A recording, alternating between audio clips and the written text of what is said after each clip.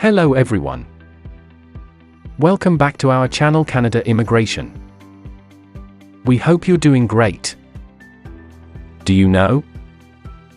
Mexico might be the next country that Canada steals US IT talent from. Well, in this episode, we'll discuss recent updates on Canadian immigration.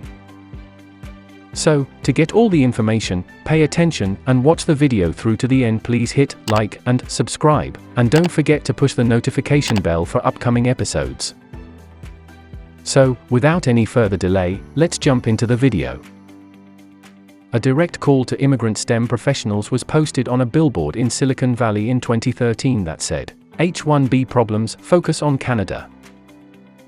The billboard was a component of the Canadian government's focused recruitment drive for alienated immigrant STEM employees. The argument goes that US immigration restrictions are too onerous and that Canada provides more immigrant-friendly regulations, a developing tech industry, and a geographical location that is advantageous to the US market. The campaign was successful. In contrast to the United States, which has done the opposite and is progressively leaning towards having fewer immigrant STEM professionals working here, Canada has encouraged an infusion of new immigrant STEM employees and university students during the past 10 years.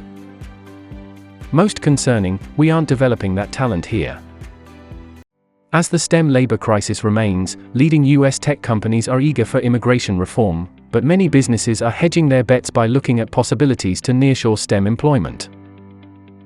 Mexico is also emerging as another desirable choice for the tech industry south of the US border, but Canada continues to be the leading destination for STEM immigrant talent. Since approximately 1/4 of the STEM workforce in the US is foreign-born, high-skilled immigrants are an important supply of STEM talent for firms.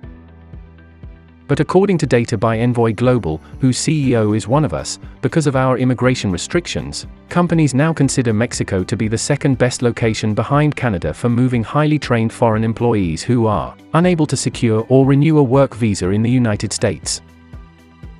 Mexico is highly attractive to the new class of digital nomads who fill tech sector personnel in particular, which may surprise individuals who only hear about the mayhem at our border and drug crimes.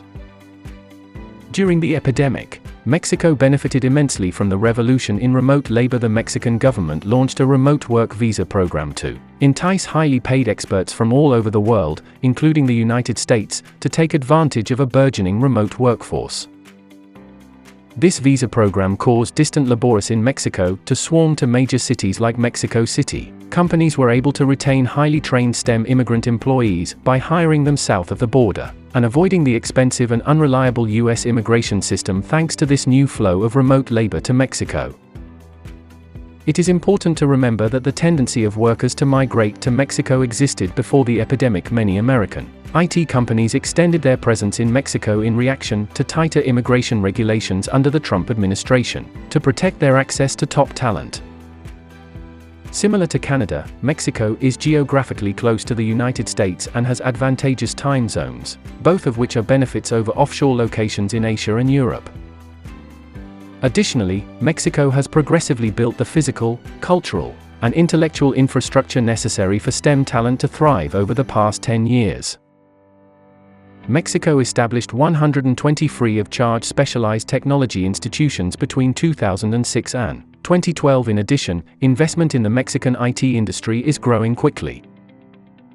While this is going on, firms in the United States have been deliberately discouraged from recruiting foreign talent to address STEM labor gaps for years, due to our generation's protracted struggles with the immigration system, and the impediments are only becoming worse. Employers are finding it more challenging to get the H-1B visa for their international staff, which is the most common visa for immigrant STEM professionals in the United States. Over 483,000 registrations for the H-1B visa were submitted by American firms this year.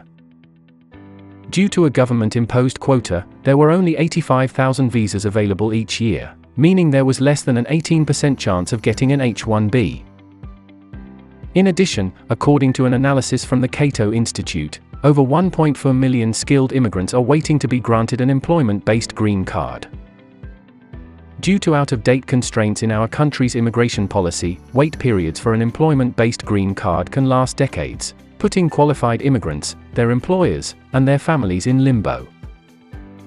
For a variety of reasons, American businesses would like to have their personnel located here. However, if making that decision means losing out to a foreign rival, those American businesses will continue to hire highly qualified IT workers from Canada and Mexico. Compared to the drawn-out and expensive procedure in the United States, both nations tout a simpler and more effective immigration system. Congress and the Biden administration need to move swiftly to increase the competitiveness of American businesses in a worldwide economy. They encourage the government to implement administrative changes, following the midterm elections, to simplify current procedures within the Citizenship and Immigration Service of the Department of Homeland Security.